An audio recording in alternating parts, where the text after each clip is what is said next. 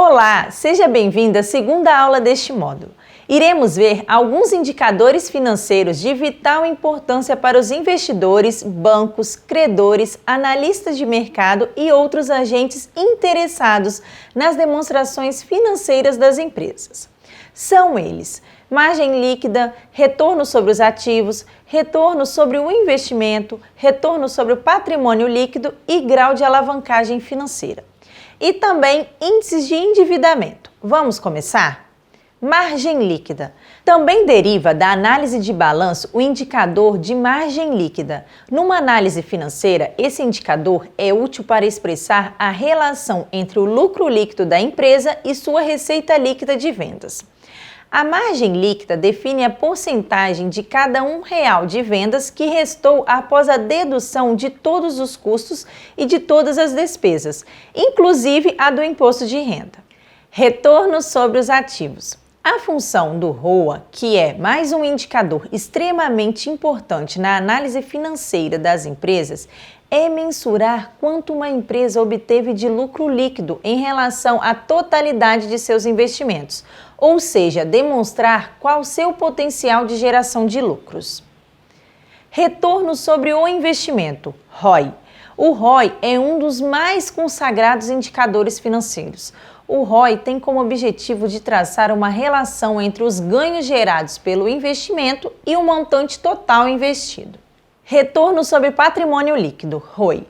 Possivelmente, o principal indicador de rentabilidade utilizado por analistas de mercado. O ROI visa medir a taxa de retorno promovida pelo investimento de captação direta dos acionistas, ou seja, esse indicador evidenciará para o investidor quanto a empresa gerou de retorno em face ao que ela captou de seus próprios acionistas. Grau de alavancagem financeira, GAF. O grau de alavancagem financeira é um indicador que revela o quanto de capital de terceiros, oriundo de empréstimos, ações preferenciais, debêntures e etc., há na estrutura de capital de uma empresa. Esse indicador nos dá noções do apetite a riscos que determinada empresa tem, além de ajudar a mensurar seu próprio risco financeiro. Os indicadores de custo de capital. O conhecimento em torno dos indicadores de custo de capital não é só importante para o próprio empresário. Para que ele possa conhecer esse fundamental elemento que afeta sua lucratividade, como também para investidores e credores, para que saiba de antemão algumas características da empresa para a qual disponibilizarão recursos.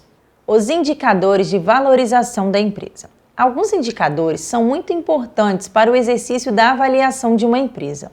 Um deles é o EBITDA, também chamado de LAGIDA, lucro antes de juros, impostos, depreciação e amortização, que evidencia o quanto uma empresa gera de recursos por meio de suas atividades operacionais, expurgando-se o efeito de impostos e outros efeitos financeiros.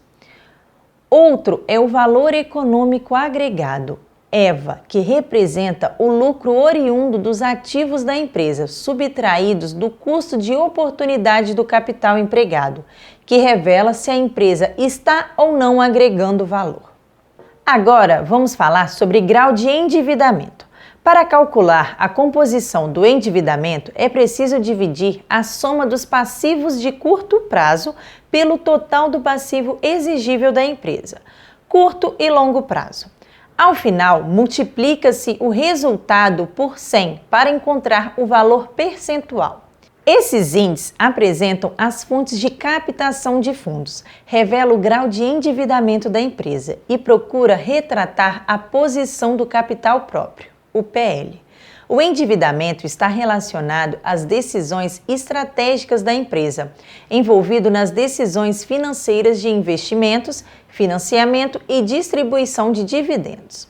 Participação de capitais de terceiros, PCT. Esse índice indica o percentual de capital de terceiros em relação ao patrimônio líquido, retratando a dependência da empresa em relação aos recursos externos. A interpretação isolada desse índice, cujo objetivo é avaliar o risco da empresa, é no sentido de que, quanto maior, pior. Entretanto, para a empresa, pode ocorrer que o endividamento lhe permita meios para alcançar a competitividade no setor em que atua, obtendo melhores ganhos. Veja a seguir a fórmula.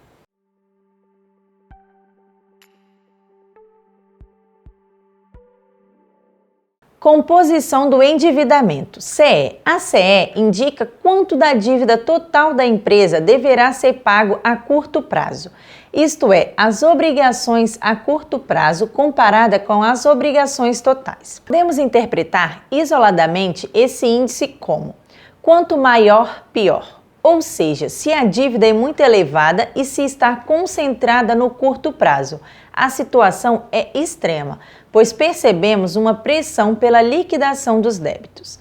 Veja a seguir a fórmula.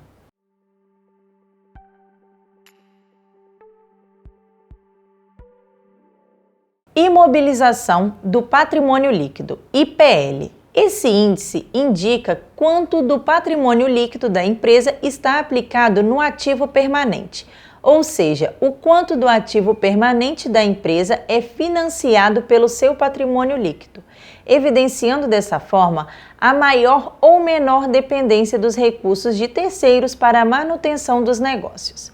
Veja a fórmula.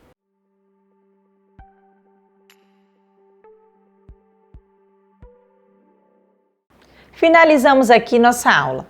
Tenho certeza que esse curso foi de grande contribuição para o seu crescimento. Porém, continue estudando mais sobre o assunto, lendo a apostila e acessando o material complementar disponível. Não esqueça de responder ao questionário avaliativo. Desejo sucesso e forte abraço!